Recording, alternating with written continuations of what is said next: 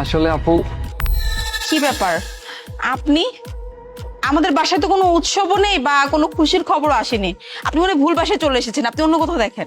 না না আপু, একটা মিনিট আমার কথা শুনুন।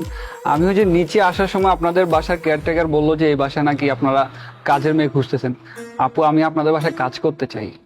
আপনি কাজ করবেন, কিন্তু আপনি তো অন্য কাজও করে খেতে পারেন। আসলে আপু, আমি চেয়েছিলাম যে ভালোভাবে পড়ালেখা করতে, কিন্তু আমার সোসাইটির মানুষগুলো আমাকে ভালোভাবে পড়তে দেয় নাই। আমাকে বলে তুই তোর সাথীদের সাথে হাততালি দিয়ে যাই যাই মানুষের কাছ থেকে টাকা উঠিয়ে খা। কিন্তু আপু, বিশ্বাস করেন এসব আমার একদম পছন্দ না। আমি চাই নিজে ইনকাম করে খেতে। আপনি কনফার্ম যে আপনি বাসার কাজ ঠিকঠাক মতো করতে পারবেন? কেন আপু, আমি কি কাজ করতে পারবো না? আর আপনিও কি আমাকে তাদের মতো ভাবছেন নাকি? আরে না না, ঠিক আছে, আসুন ভিতরে আসুন। আপু, আপনাকে অনেক ধন্যবাদ। আপনি আমাকে বুঝতেও পেরেছেন আর আপনার বাসায় কাজও দিয়েছেন। আচ্ছা ঠিক আছে, ভেতরে আসুন।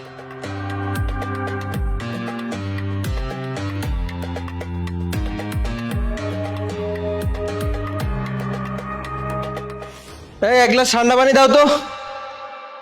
সাহেব মনে হয় চলে আইছে, যাই।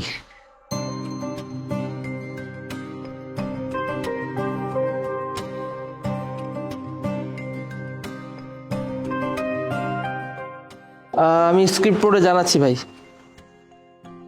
এই নিন সাহেব পানি। এই কি ব্যাপার, আপনি কে? সাহেব, আমার ম্যাডাম কাজে রাখছে। আচ্ছা ঠিক আছে। এই একটু এদিকে আসো তো। কি ব্যাপার, কি হয়েছে? আচ্ছা উনি কে? ওকে আমি কাজে রেখেছি, কেন? তুমি একটু রুমে চলো, তোমার সঙ্গে আমার কিছু কথা ছিল। আচ্ছা পানিটা খেয়ে নাও। কথাগুলো এখানে না, আমি রুমে বলবো, চলো।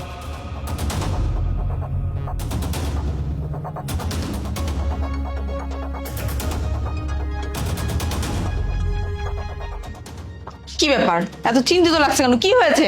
তুমি এটা কাকে কাজে রেখেছো বলো তো? আচ্ছা তুমি ওর সাথে এরকম ব্যবহারটা কেন করেছো তখন বলো তো?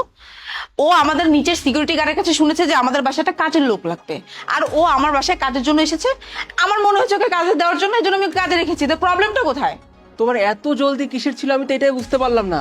আমাদের পুরনো কাজের লোক কাজ ছেড়েছে আজ 10 দিনও হলো না, এর মধ্যে এত তাড়াহুড়ো করা কি দরকার ছিল?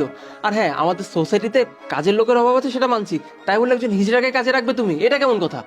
তুমি এই ব্যাপারটা নিয়ে একদম টেনশন করো না, ও আমার কাছে সবকিছু খুলে বলেছে। ও আসলে অন্যান্য হিজড়াদের মতো জীবনযাপন করতে চায় না, ও চায় সৎ পথে রুজি করে নিজের জীবনযাপন করতে।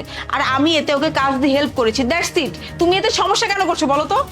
আহা, তুমি ব্যাপারটা বুঝতে পারছো না। সব থেকে বড় ব্যাপার, ওকে ওকে দেখতে তো কেমন লাগছে। আর